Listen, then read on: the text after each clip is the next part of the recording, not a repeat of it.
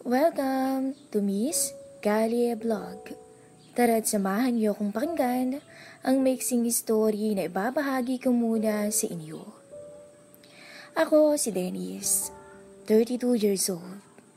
Kahit nasa early 30s na ako, masasabi kong matikas pa rin ang aking pangangatawan.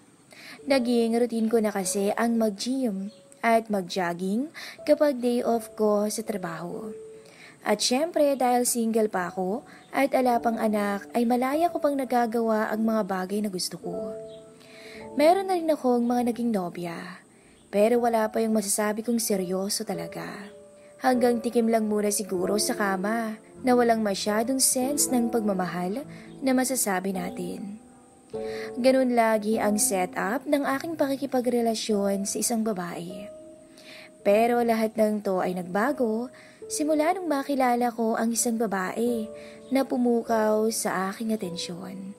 Kahit pa alam kong imposible na maging kami. Nangyari ito noong nakaraang taon lang. Once a year kasi ay mayroon kaming boys weekend vacation ng mga tropa ko. Mga classmates ko sila noong nasa high school pa kami. Ito kasi ang paraan namin para magkaroon pa rin kami ng bonding sa isa't isa kahit ngayong nagtatrabaho na kami. Ginagawa namin ang pagtitipon na to sa rest house ni Mark sa La Union. Si Mark ay isa sa mga barkada ko na naging kumpare ko kalaunan. Pero bago yun ay may pangyayari muna na hindi ko talaga makalimutan hanggang sa ngayon. At kailanman ay hindi ko sasabihin sa iba, lalo na sa kumpare kong si Mark. Bali, 4 kaming magbabarkada. Kasama din namin si Joel at Albert. Hindi kami uma-absent sa lakad na to. Chance kasi naming mag-surf sa La Union. At dahil summer namin ginagawa yon, walang palya na may nakikilala kaming mga babaeng surfers from Manila na sumasama sa amin sa rest house ni Mark. Kanya-kanyang paris na pag nangyayari yun. Minsan pa nga, lalo na kung wild yung nakikilala naming mga babae, ay nagpapasahan pa kami ng chicks. Pero lahat ng mga lakad namin at trip na yun ay biglang nahinto. Nag-iba lang last year dahil itong si Mark ay nag-asawa na. Noong una, akala namin ay papayagan siyang magbakasyon. Kasama kami mga tropa niya. Pero nagulat na lang kami nang maabutan namin na nandoon din sa rest house ang misis niyang si Mitch. Pasensya na mga brada, 4 months pregnant kasi si Mitch eh. Ayaw kong payagan na iwan siya. Paumanhin ni Mark ng sandaling malingat si Mitch. Pero pwede pa rin naman tayong mag-serve. Kung may makilala nga lang kayong babae, siguro i-check-in nyo na lang sa ibang lugar. Sorry, bawi na lang ako sa lakad natin next year. Dagdag pa ni Mark. At saka nga pala, bawal munang magyosi sa bahay may buntis eh. Pahabol pa nito sa amin. Bad trip? Sa isip-isip ko. Pero dahil nga bisita lang naman kami, wala na kaming magagawa. Nagdesisyon na lang kami na enjoy na lang ang buong weekend kahit hindi na ito yung dati. Problema pa naman kay Mitch, parang hindi niya masyadong trip kaming mga tropa ni Mark. Kahit nung di pa sila mag-asawa, bihira lang namin siyang makasama sa mga lakad. Palibhasa masyadong conservative sa sarili at ayaw niyang masyadong gumimik itong si Mark. Siguro nakadagdag din sa pagiging elap sa amin ni Mitch ang edad niya. Early 30s na kasi kaming magkakaibigan. Si Mitch naman ay 21 pa lang. Trainee siya actually sa hotel na pinasukan ni Mark. Ewan ko ba kung anong mayroon sa kanya? Pero wala pang 6 months, inaya na siya ni Mark na magpakasal. Sa isang banda, hindi mo rin naman masisisi si Mark. Bukod sa bata ay maganda rin naman itong si Mitch. Isa siyang tipikal na tisay na anak ng hasyendero sa Bacolod. Bukod sa maputi at matangkad din to. 5'7" ang height niya. Halos magkasing tangkad lang sila ni Mark. Bagamat may pagka-old school tong manamit, ay di pa rin nakaligtas sa aking mga mata ang magandang hulma at hubog ng kanyang katawan. Ang kalusugan ng hinaharap at likuran niya ay talaga namang nakakagigil. Kung hindi nga lang ito mahiyaing magsuot ng bikini, ay pwede itong maging model ng magazine. Noong unang araw, sinubukan naming makisama sa kanila. Inuman lang kami sa kubo sa labas ng rest house. Samantalang si Mitch, nagkukulong lang sa bahay. Takot sigurong maarawan. O kaya naman, talagang ayaw niya kaming makasama. Nung sumunod na araw, sinabihan namin si Mark na tatambay lang kami buong araw sa Seabay, kung saan maraming hot na surfers.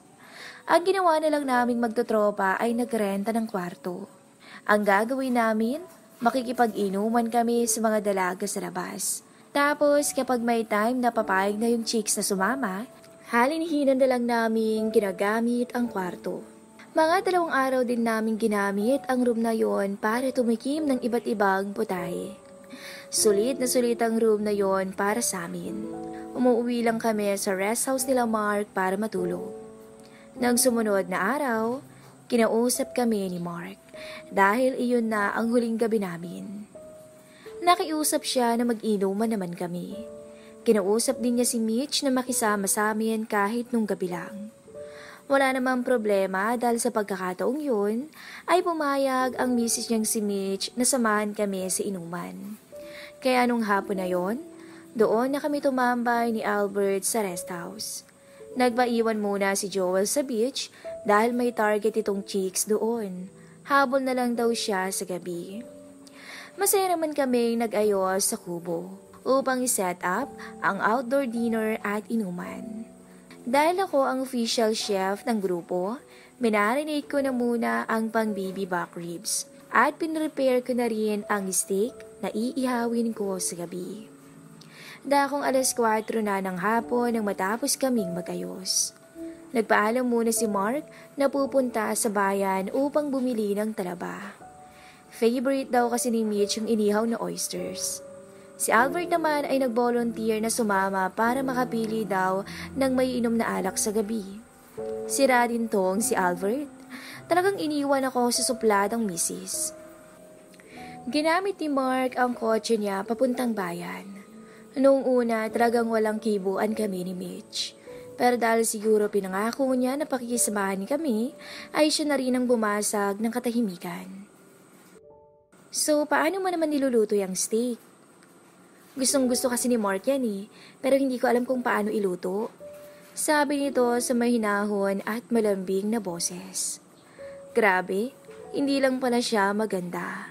Malambing din magsalita. Kaya siguro nabaliw sa kanya si Mark. Ipinaliwanag ko sa kanya na ang sikreto sa masarap na steak ay yung maraming taba. Tapos dapat asin at paminta lang ang ilalagay. Dapat din ay hindi ito mababad sa tubig. Halika, papakita ko sa iyo kung paano lutuin, ang sabi ko. Nag-ihaw ako ng isang slice na steak sa grill.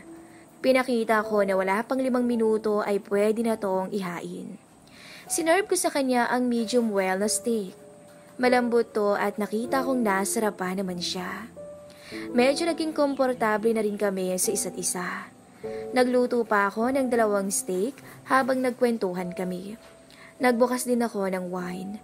Habang kinakain niya yung isa, ay pinulutan ko naman yung isa. Nag-offer ako sa kanya ng wine. Tumanggi si Mitch, bawal daw sa buntis. Mitch, favor naman pwedeng pahawak ng tiyan mo. Natutuwa kasi akong umahawak sa tiyan ng buntis Totoo naman ang sinabi kong yun.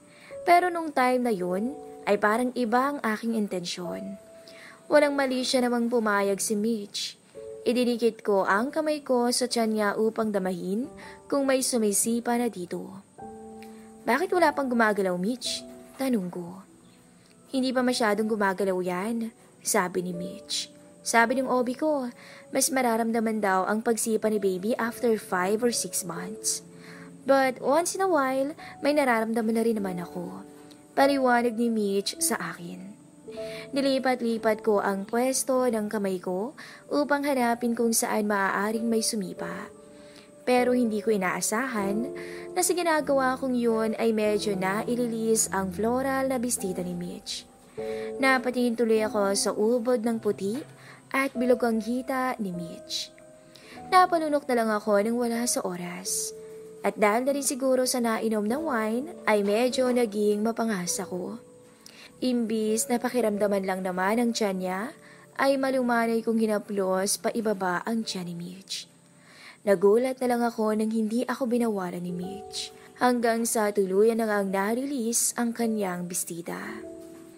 Nasilayan ko ang puti niyang panloob na tumatakib sa iniingatan niya na para lamang sana sa kanyang mahal na asawa. Hindi kami nagkikibuan ng oras na yun. Bagkus ay nagpapakiramdaman lang kami sa reaksyon ng isa't isa. Okay lang sa'yo, Mitch? Nasabi ko yun dahil alam kong alam niya ang nais kong gawin ng oras na yun.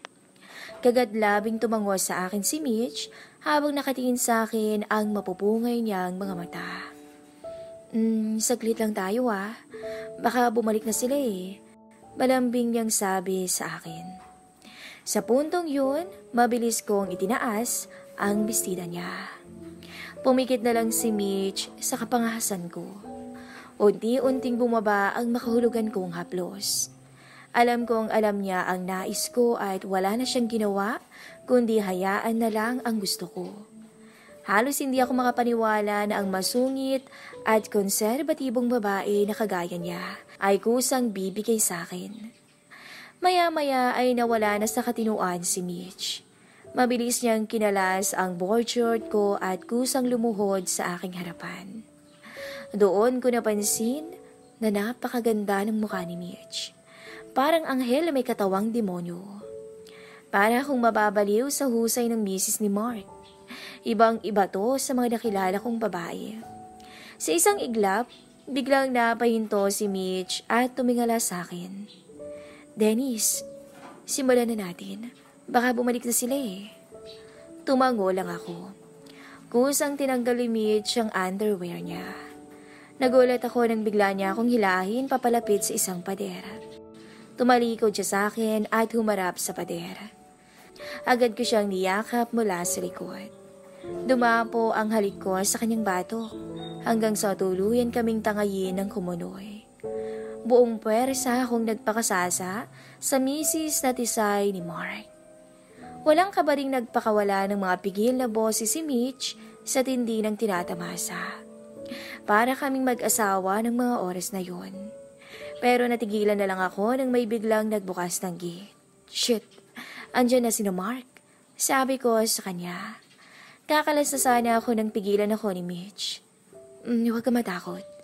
Ituloy lang natin. Malambing na sabi niya. Lagot, sabi ko sa sarili. Wala na akong nagawa kundi sundin ang gusto niya. Naghalo ang kaba at gigil ko habang walang humpay na nagpapakasasa sa kanya. At sa isang iglap, tuluyan na nga naming narating ang rurok. Halos idikit niya ang mukha sa pader sa sobrang panghihina. Narinig naming tumunog ang power lock ng kotse ni Mark.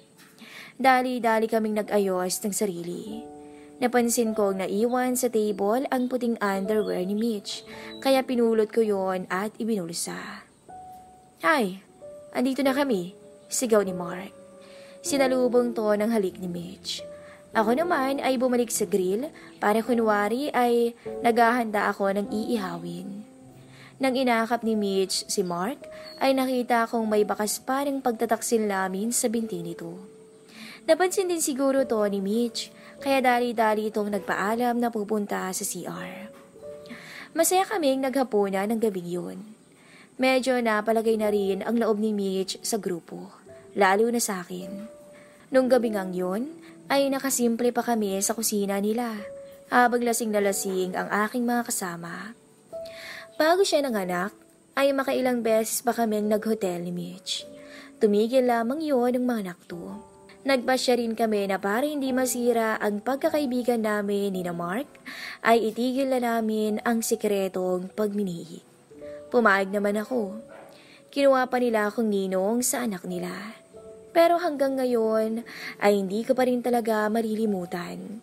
Hindi pa rin talaga mawawala sa isipan ko gabi-gabi ang maganda kong kumari. Hanggang dito na lang po ang ating story.